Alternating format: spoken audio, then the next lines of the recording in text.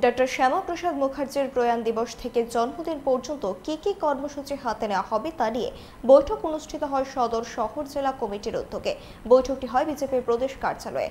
সেখানে জেলার সব মণ্ডল সভাপতি, কর্পোরেটর এবং নেতাদের নিয়ে আলোচনা হয়। পৌরোহিত্য করেন বিজেপির প্রদেশ সভাপতি রাজীব ভট্টাচার্য।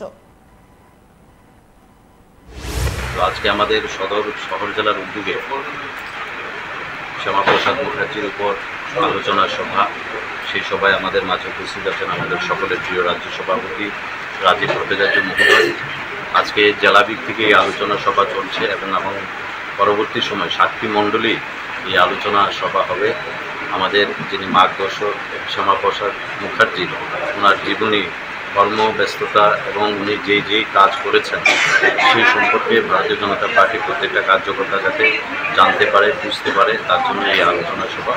আমাদের জেলার সমস্ত মণ্ডল সভাপতিরা, সাধারণ সম্পাদক, সমস্ত কর্পোরেটরগণ, আমাদের জেলা মোর্চার যারা প্রতিনিধিরা আছে আজকে এই আলোচনা সভায় অংশগ্রহণ করছে।